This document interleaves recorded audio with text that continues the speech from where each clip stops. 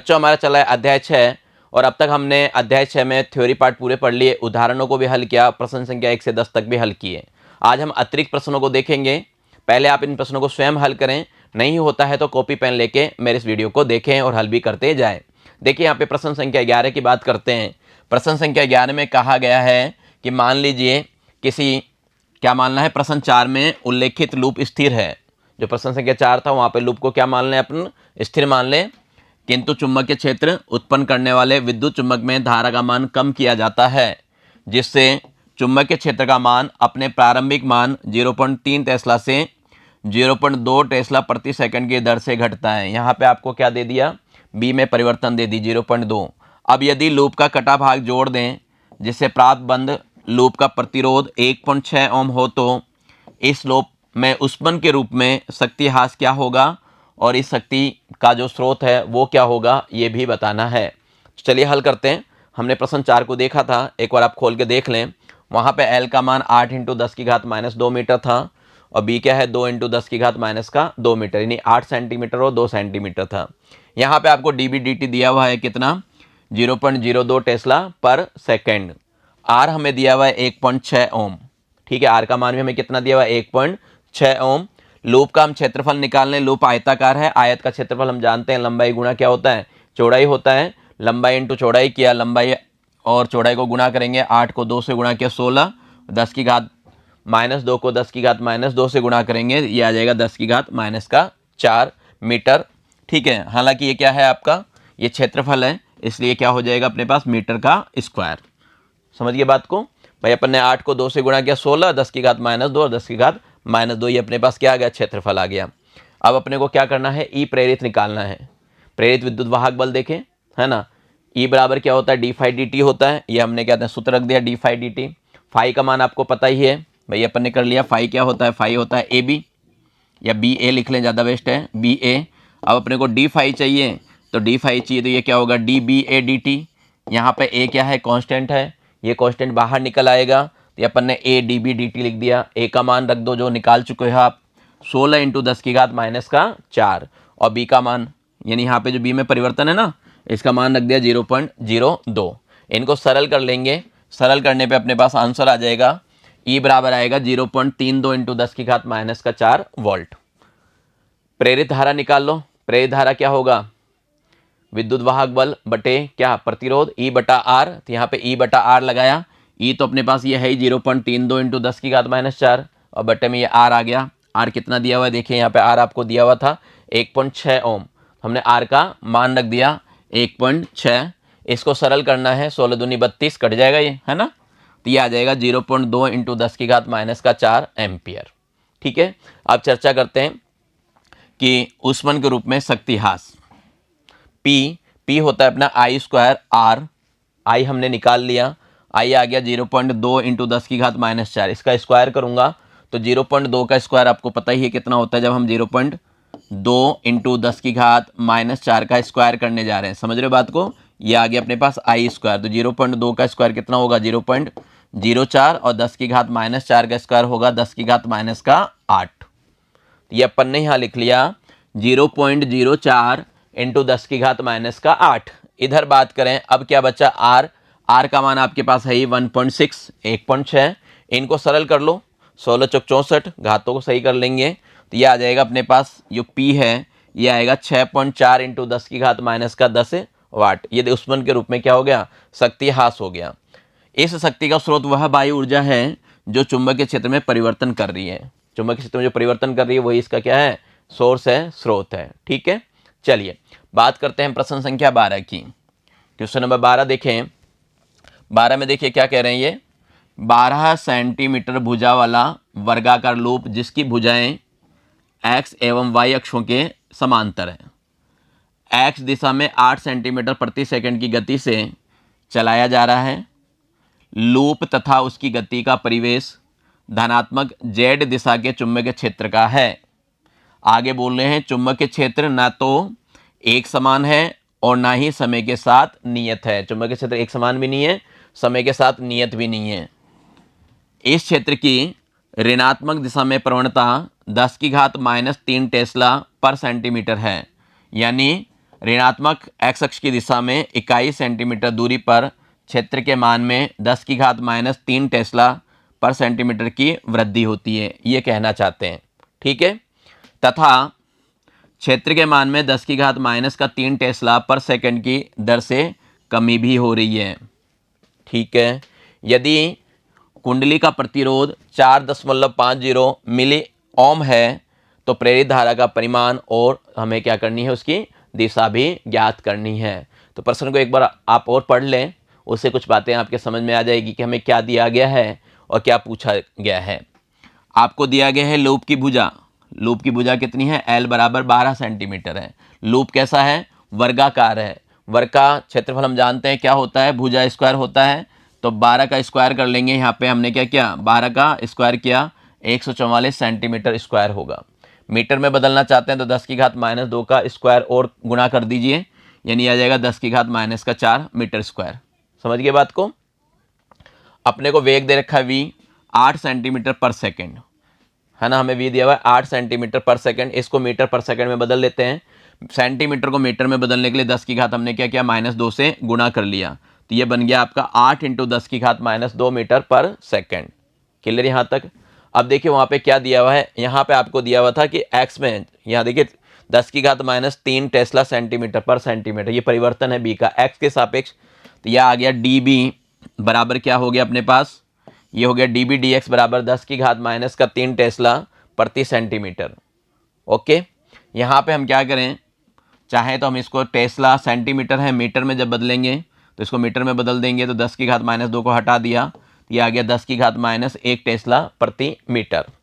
ऐसे आपको db dt दिया हुआ है, db dt आपको दिया हुआ है 10⁻³ टेस्ला पर सेकंड, t के सापेक्ष भी दिया हुआ है, x के सापेक्ष भी दिया हुआ है, ये बात नोट करने की है।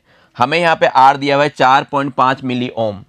इस मिली ओम को क्या करेंगे, ओम में बदल लेते हैं। ओम में बदलने के लिए 10⁻³ से गुणा कर देंगे। ठीक है, मिली को ओम में बदलने के लिए। चलिए बात करें, ये चाह रहे हैं समय के साथ घटते हुए चुंबकीय क्षेत्र के कारण ई प्रेरित निकालना है अपन को, प्रेरित विद्युत वाहक बल पता करना है।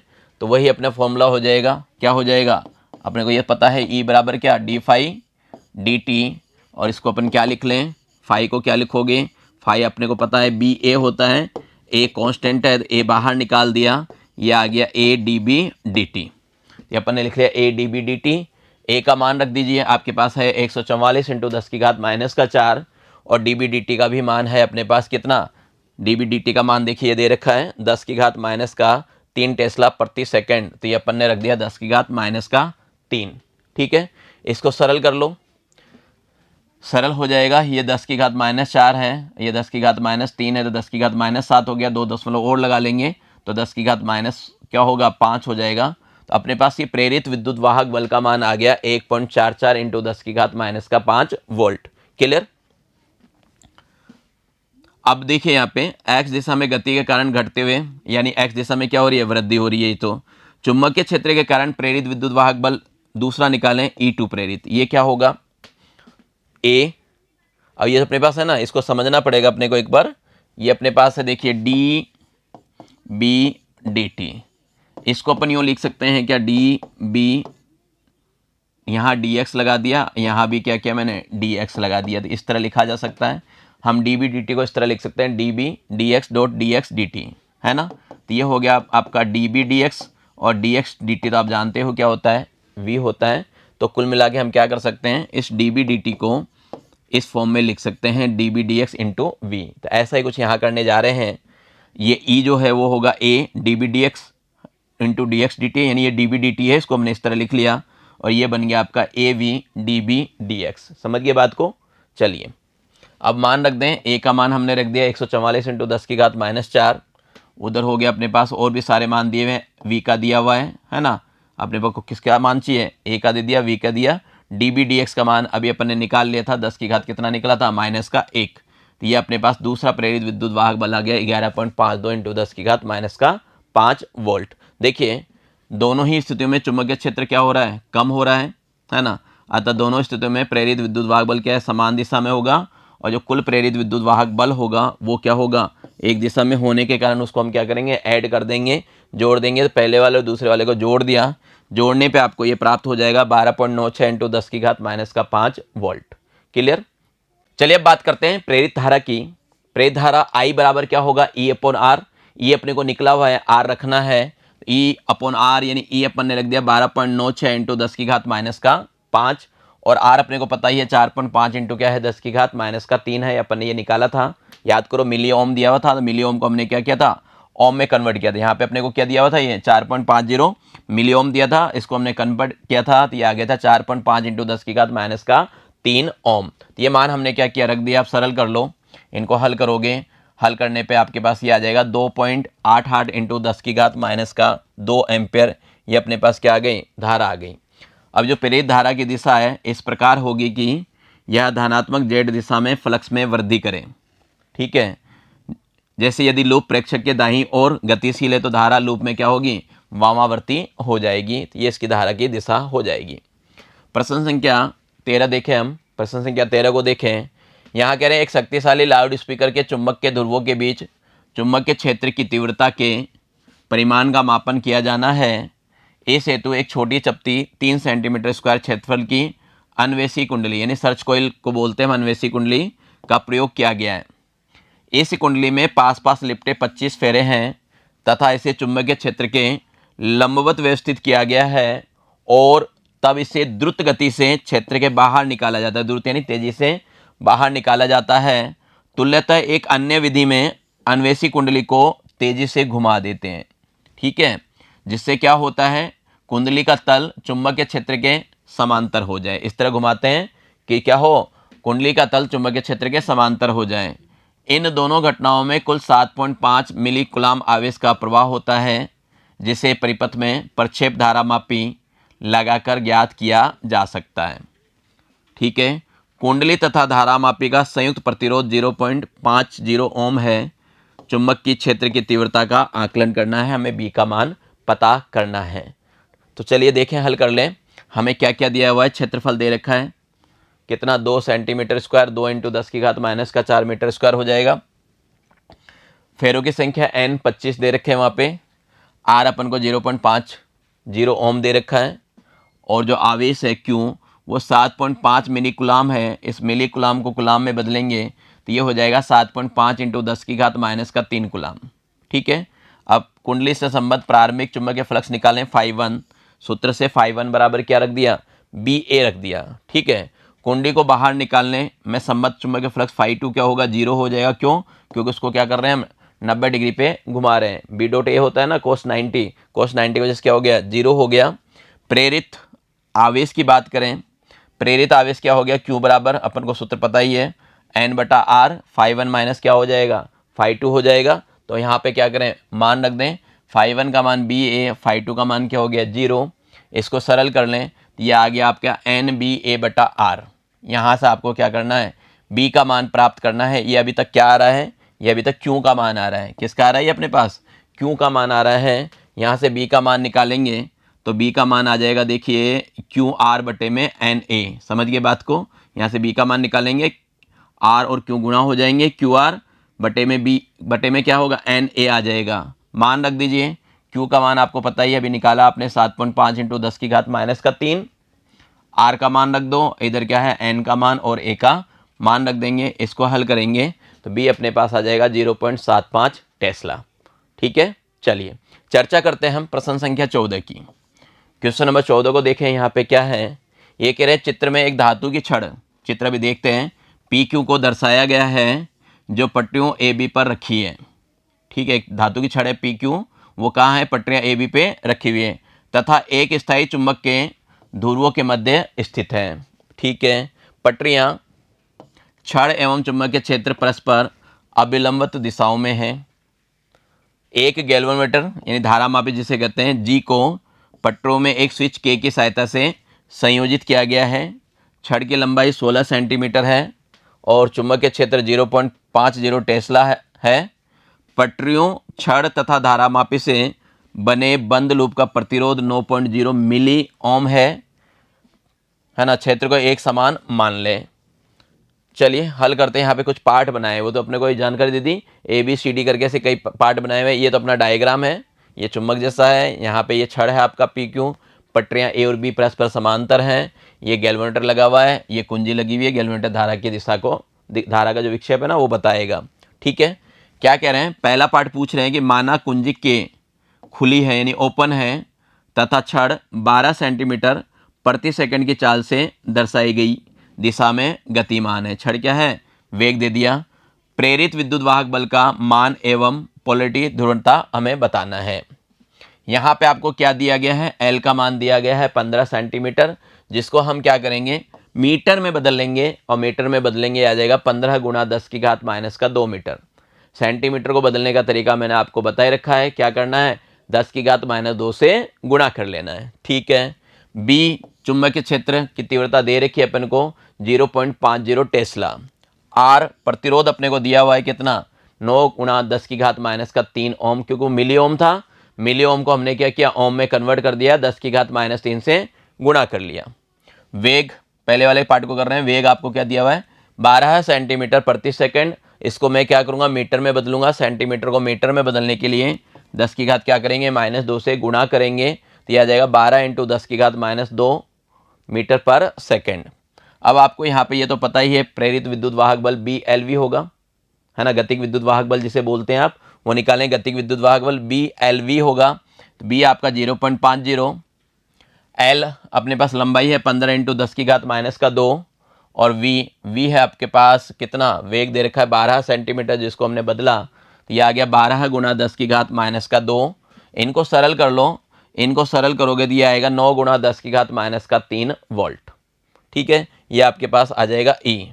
अब फ्लेमिंग का जो बाएं हाथ का नियम है उसमें आप यहाँ पे रख लेना, तो वहाँ पर देखोगे जो आपका जो दिशा आ रही है वो क्या होगी, पी से क्यू की ओर आएगी, है ना, दिशा क्या होगी पी से क्यू की ओर आएगी। जब दिशा पी से क्यू की ओर आएगी तो पी वाला तो क्या हो जाएगा पॉजिटिव हो जाएगा, और क्यू वाला क्या होगा नेगेटिव हो जाएगा। ठीक है, फ्लेमिंग के बाएं हाथ का नियम उंगलियों से करके देख लेना, तो वो आपके पास क्या होगी दिशा मिल जाएगी। दिशा देखना मैंने आपको समझा रखा है। पार्ट बी इसका ये करें, क्या कुंजी के खुली होने पर छड़ के सिरों पे आवेश आधिक्य होगा, यानी कुंजी को हम खुला छोड़ें तो छड़ के सिरों पे आवेश ज़्यादा होगा, क्या होगा यदि कुंजी के बंद कर दी जाए। ठीक है, अगर हम कुंजी को खुली छोड़ते हैं तो आधिक्य होगा, हाँ, पी सिरे पे धनात्मक आवेश तथा क्यू सिरे पे समान परिमाण का क्या है ऋणात्मक आवेश क्या होगा आधिक्य होगा, और कुंजी बंद करने पर परिपथ में प्रेरित धारा प्रवाहित होगी। ठीक है, यदि दोनों है, खुला छोड़ेंगे तो हाँ आधिक्य हो जाएगा, और बंद करेंगे तो क्या होगा प्रेरित धारा प्रवाहित होगी। सी पार्ट ये कह रहे हैं, जब कुंजी के खुली हो तथा छड़ एक समान वेग से गति में हो तब भी इलेक्ट्रॉन पे कोई परिणामी बल कार्य नहीं करता, जबकि यानी यद्यपि उन पर छड़ की गति के कारण चुंबकीय बल कार्य करता है। कारण स्पष्ट कीजिए, हमें कारण स्पष्ट करना है, ऐसा क्यों होता है। देखिए, ऐसा इसलिए होता है कि छड़ के सिरों पर विपरीत आवेश के आधिक्य से निर्मित जो विद्युत क्षेत्र का बल होता है वो चुंबकीय बल को क्या करता है निरस्त कर देता है, इस कारण ये होता है। चलिए बात करते हैं डी की। कुंजी बंद होने की स्थिति में छड़ पर लगने वाले अवमंदन बल का मान क्या होगा। कुंजी के बंद होने की स्थिति पर छड़ पर लगने वाले अवमंदन बल का मान क्या होगा, ये पता करना है अपने को। तो चीज़ें तो वही है, आपके पास एल का मान पता ही है, बी का पता है, आर का पता है। हम यहाँ आई निकाल लें, आई होता है ई अपॉन आर, ई हमने निकाला था 9 इंटू 10 की घात माइनस 3 निकला, आर भी क्या है 9 इंटू 10 की घात माइनस 3 है। दोनों का भाग लगाओगे तो आई कितना आ गया 1 एम्पेयर हो गया। हमें क्या निकालना है अवमंदन बल निकालना है। अवमंदन बल अपने को पता है एफ बराबर होता है आई एल बी, तो मान रख दीजिए, सबके मान हमने निकाल लिए। आई का मान 1, एल आपका कहते हैं 15 सेंटीमीटर यानी 15 इंटू 10 की घात माइनस का 2 मीटर, और अपन ने क्या किया ये अपने पास निकला हुआ है बी है आपके पास 0.50, इनके मान रख दो, इनके मान रखोगे तो ये अवमंदन बल आ जाएगा 7.5 इंटू 10 की घात माइनस का 2 न्यूटन। ठीक है, चलिए बात करते हैं ई वाले पार्ट की। कुंजी बंद होने की स्थिति में छड़ को उसी चाल यानी 12 सेंटीमीटर पर सेकंड से चलाने हेतु कितनी शक्ति बाह्य कारक के लिए आवश्यकता होगी। ठीक है, कुंजी बंद होने की स्थिति में छड़ को चाल 12 सेंटीमीटर पर सेकंड से चलाने हेतु कितने शक्ति की आवश्यकता होगी। तो यहाँ पे शक्ति होता है P बराबर एफ इंटू वी। एफ अभी हमने निकाला 7.5 इंटू 10 की घात माइनस 2, वी आपको दिया हुआ है कितना 12 इंटू 10 की घात माइनस 2। इसको हल कर लेंगे, ये आ जाएगा 9 इंटू 10 की घात माइनस का 3 वाट, ये आपको शक्ति की आवश्यकता पड़ेगी। बात करते हैं इसके एफ पार्ट की।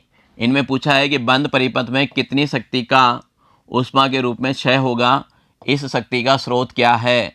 तो देखिए ऊष्मा का जो क्षय होगा, क्षय शक्ति का सूत्र अपने को पता ही है क्या होता है, आई स्क्वायर आर होता है।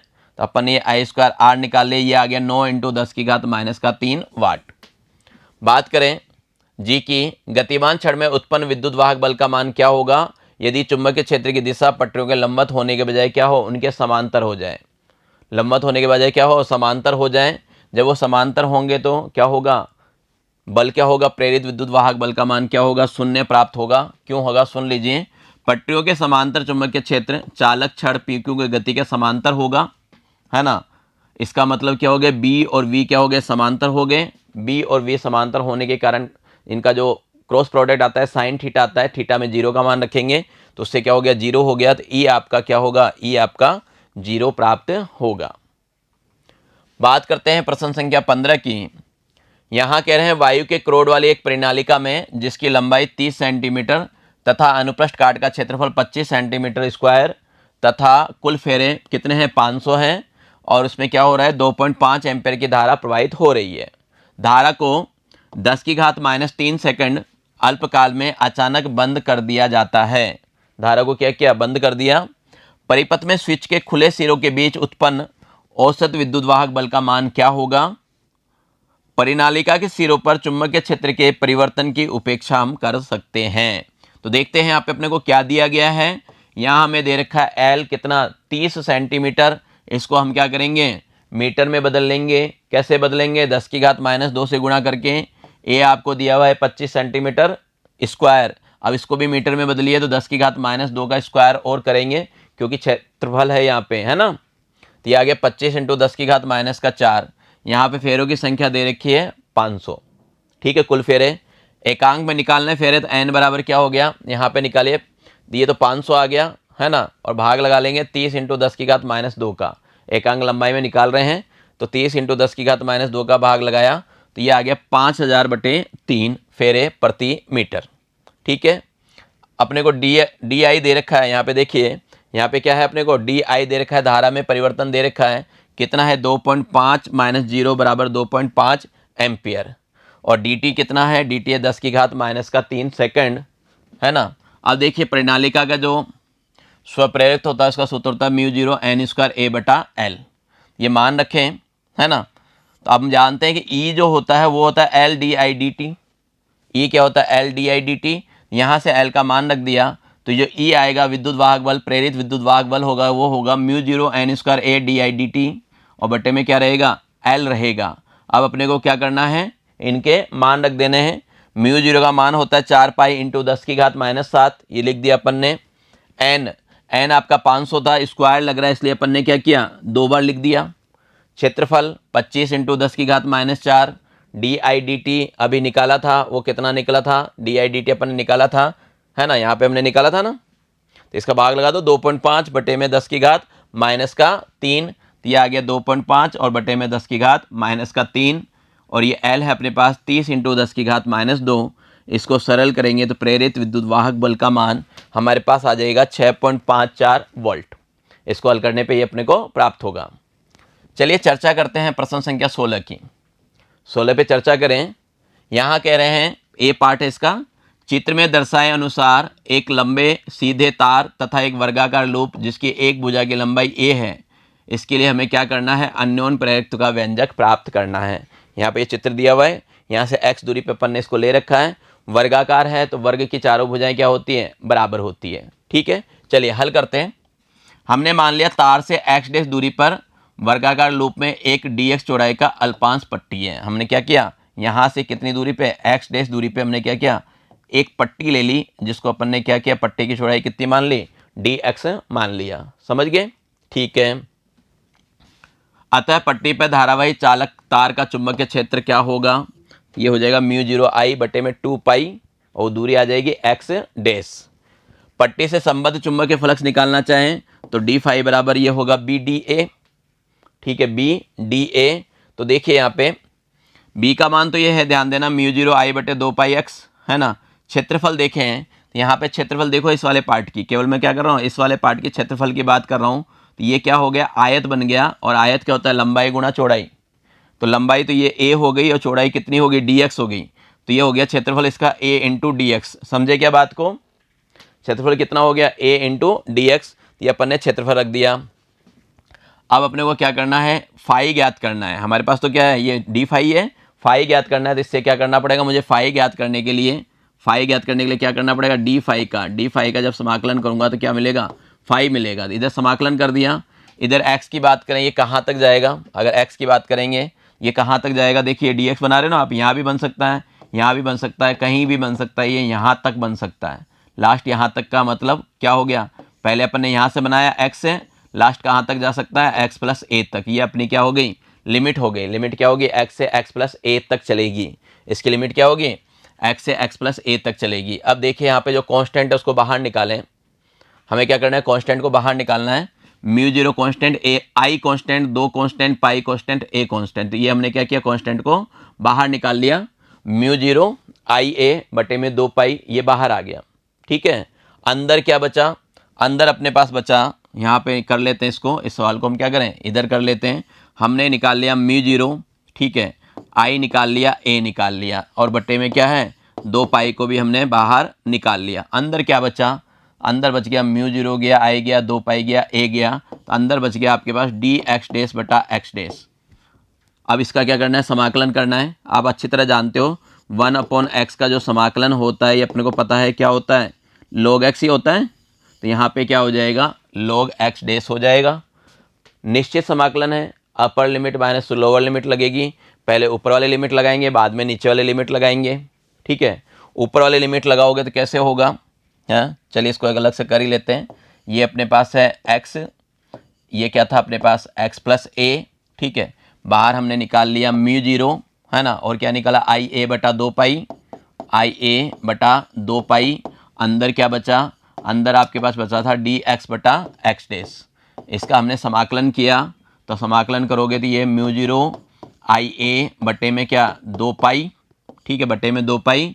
और इसका क्या करना है, समाकलन करोगे तो इसका समाकलन होता है log, है ना, x, और ये हो जाएगा आपका एक्स जो भी पावर है अंदर तो क्या होगा एक्स डेस, और यहाँ पे क्या होगा, कहाँ से कहाँ तक चलेगा, x से x प्लस ए तक चलेगा। ये तो x डेस होगा, और ये कहाँ से कहाँ तक, x से लेके x प्लस ए तक होगा। तो मान रखें, इनका हम मान रखेंगे तो ये हो जाएगा म्यू जीरो आई ए बटे में कितना 2 pi, upper limit minus lower limit, पहले ऊपर वाली लिमिट लगाएंगे, है ना, तो ऊपर वाली लिमिट लगा दी अपन ने log x प्लस ए माइनस log नीचे वाली लिमिट x। समझ गए बात को, ये लगा दिया। अब हम जानते हैं log m minus log n क्या होता है, log m बटे n होता है ना, तो इसको बटे में लिखा जा सकता है। तो हमारे पास ये आंसर आ गया म्यू जीरो आई ए बटे में 2 पाई, और ये हो जाएगा log, है ना, x प्लस ए बटे में x। तो ये अपने पास समाकलन करने के बाद ये टर्म आएगी, जो कि मैंने यहाँ थोड़ा सा डायरेक्ट लिखा है, तो ये बात समझ गए होंगे अब। तो फाई बराबर हमारे पास क्या आ गया, ये आ गया म्यू जीरो आई ए बटा 2 पाई log x प्लस ए बटा एक्स। ठीक है, क्लियर। अब मैं क्या करता हूँ, यहाँ पे x का भाग देता हूँ। यहाँ पे क्या करूँ, x का भाग दे दूँ। तो देखो x का भाग दोगे तो क्या आएगा, यहाँ पे जो अपने पास है, हम क्या करते हैं, यहाँ पे x का भाग दे देते हैं।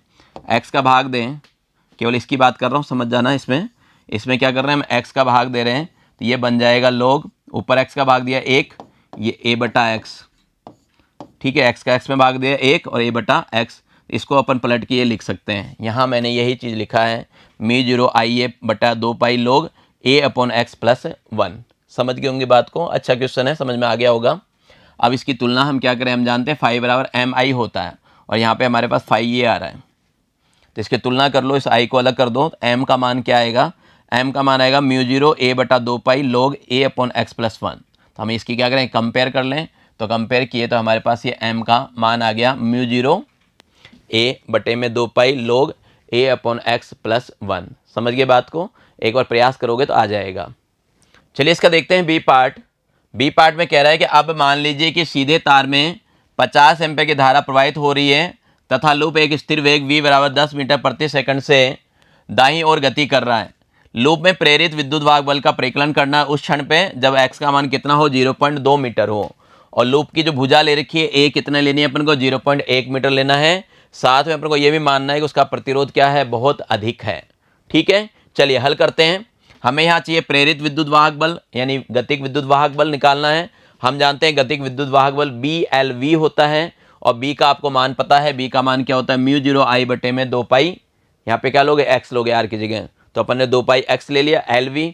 अब देखिए आपको पता है आई का मान 50 एम्पियर है, वी का मान 10 मीटर पर सेकंड है, एक्स 0.2 मीटर लेना है और ए अपने को क्या करना है, 0.1 मीटर लेना है। बस अपने को ये क्या करना है, मान रख देना है। μ0 का मान भी आपको पता ही है, 4π × 10 की घात कितना होता है, -7 होता है। तो ये रख देंगे, तो ये आ गया अपने पास म्यू का मान, जो μ0 है अपने पास 4π × 10 की घात -7। ठीक है, आई ले लिया 50, आई अपने 50 ले लिया। फिर अपने को क्या रखना है, इन दोनों के मान रख दें एल और वी के। ये एल हो गया है ना, और ये वी हो गया। ठीक है, अब इसको क्या करना है, आपको हल कर लेना है। हल कर लेंगे, यहाँ 4π और 2π क्या होंगे, कट जाएंगे। ये कट गया आपका, ये 0.1 कट गया, ये 0.1 से ये 0.1 कट गया। तो ये आ गया आपके पास 500 × 10 की घात -7। 2 जीरो अगर और हटाना चाहते हो तो हटा के आप इससे लिख सकते हो 5 × 10 की घात कितना, -5। ये आ गया 5 × 10 की घात -5 वोल्ट। ठीक है, क्लियर। चलिए बात करते हैं प्रश्न संख्या 17 की। हम 17वें प्रश्न पे पहुंच चुके हैं। यहाँ देखिए, किसी m द्रव्यमान तथा r त्रिज्या वाले एक पहिए के किनारे पर एक रैखिक आवेश स्थापित किया गया है, जिसकी प्रति इकाई लंबाई पर आवेश का मान लैम्बडा है। पहिए के स्पोक हल्के एवं कुचालक हैं तथा वह अपनी अक्ष के पारित घर्षण रहित घूर्णन हेतु स्वतंत्र है, जैसा कि चित्र में दर्शाया गया। अभी हम चित्र देखेंगे। पहिए के वर्तीय भाग पर रिम के अंदर एक समान चुंबकीय क्षेत्र विस्तारित है। इसे इस प्रकार परिभाषित किया गया है कि बी वेक्टर बराबर -B0 K कैप। आर क्या है, ए से छोटा है उसके बराबर है, और कैपिटल आर ए से बड़ा है, =0। अन्यथा चुंबकीय क्षेत्र को अचानक ऑफ करने पर, है ना, चुंबकीय क्षेत्र को अचानक ऑफ करने के पश्चात पहिए का कोणीय वेग ज्ञात कीजिए। ये अपने पास डायग्राम दिया हुआ है। ठीक है, ये ए है और ये क्या है, आर है अपने पास। देखिए, चुंबकीय क्षेत्र को अचानक बंद करने पर पहिए से जो चुंबकीय फ्लक्स होगा उसके मान में क्या होगा, परिवर्तन होगा। जब चुंबकीय फ्लक्स के मान में परिवर्तन होगा तो सीधी सी बात है, वहां पे क्या होगा, प्रेरित विद्युत वाहक बल उत्पन्न होगा। और ये जो प्रेरित विद्युत वाहक बल उत्पन्न होगा ये क्या करेगा, पहिए को घूर्णी आवेग प्रदान करेगा। ठीक है, यदि पहिए पर स्थिति आवेश के कारण धारा आई पहिए के चुंबकीय फ्लक्स में परिवर्तन फाई है, तो पहिए को जो प्रदान ऊर्जा होगी वो क्या होगी, 1/2 फाई आई के बराबर होती है, अपन जानते हैं। साथ में हम ये भी जानते हैं, ये जो ऊर्जा है पहियों को क्या करेगा, घूर्णी गतिज ऊर्जा जो हाफ, ये जड़त्व आघूर्ण का निशान है, ω² प्रदान करेगा। ठीक है, यहाँ पे जो ओमेगा है वो क्या है, कोणीय वेग है। क्लियर। तो यहाँ पे ये हो गया अपने पास, ये हाफ फाई आई बराबर क्या होगा, इसके बराबर हो जाएगा। अब देखिए, जो आपका जड़त्व आघूर्ण होता है उसका सूत्र होता है, जे इस तरह लिखा हुआ है, mr² होता है। m द्रव्यमान होता है, r त्रिज्या होती है, तो अपन ने उसकी जगह क्या किया, ये लिख दिया mr² ω²। तो अपने पास ये आ गया 1/2 फाई आई बराबर 1/2 mr² ω²। ठीक है, 1/100 से 1 काट दे चाहे तो फाई आई बराबर आ चुका है mr² ω²। एक चीज़ तो ये लिया है। हम ये जानते हैं जो धारा होती है वो क्या होती है, Q/T होती है। ठीक है, Q/T। लैम्बडा हमने क्या मान लिया, इकाई दूरी पे हमने क्या किया, इकाई लंबाई पे लैम्बडा आवेश मान लिया। तो टोटल कितना होगा, परिधि होगा 2πr, तो 2πr लैम्बडा। ठीक है, तो Q का मान तो क्या आ गया अपने पास, 2πr लैम्बडा। T अपन जानते हैं 2π/ कितना होगा, ओमेगा हो जाएगा। तो इसको सरल करें तो I का जो मान आ गया, सरल करने पे अपने पास यहाँ पे I को सरल करें तो क्या आएगा, देखिए 2π से 2π गया, है ना। तो यहाँ पे मेरे पास जो I आया वो I क्या आया, I आगे ये पलट के जाएगा उधर, r lambda omega. r lambda omega, ये मान क्या करेंगे, इस मान को इस I की जगह रखना है। ठीक है, साथ में हमें ये भी पता है जो फाई होता है b a के बराबर होता है। फाई क्या होता है, b a के बराबर होता है। a यानी क्षेत्रफल πr², तो πa² हो जाएगा। ठीक है, अब अपने को क्या करना है, इन मानों को रखना है। देखिए यहाँ पे मानों को रखेंगे, ये अपने पास हो गया बी ए, यहाँ पे वापस आ जाते हैं, ये फाई है। ठीक है, ये वाला जो फाई है, फाई की जगह हमने क्या किया, बी ए रखा, तो ये फाई का मान आ गया बी ए और ए का मान आ गया πa²। ये तो हो गया फाई और ये हो गया आई, ठीक है। और इधर क्या है आपके पास, वो था ये m r square omega square. समझ गए बात को। यहाँ काट लेते हैं, 2 पाई से 2 पाई कट गया, ठीक है। फाइनली यहाँ से अगर आप ओमेगा निकालना चाहिए, ओमेगा 1 बच गया। इसको हल करेंगे तो अपने पास क्या होगा, ये ओमेगा का मान आ जाएगा बी पाई ए स्क्वायर, ठीक है, इंटू लेमड़ा। ओके, एक ये आर कट गया है ना, इस एम का भाग लग गया, आर का भाग लग गया, तो ये कोणीय वेग ओमेगा आ गया बी पाई ए स्क्वायर लेमड़ा बटे में एम आर, है ना। और इसका जो वेग है चुंबकीय क्षेत्र का अनुदिश होगा, यानी किसकी दिशा में, के कैप की दिशा में आएगा, ठीक है। ये बच्चों हमारे पूरे अध्याय के प्रश्न थे, इनको हल करना है। नहीं समझ में आता है तो वीडियो को दोबारा देखिए, दोबारा हल कीजिए, ये आपको समझ में आ जाएगा। तो आज की कक्षा में इतना ही, मिलते हैं अगली कक्षा में। तब तक के लिए धन्यवाद, नमस्कार, आपका दिन मंगलमय रहे।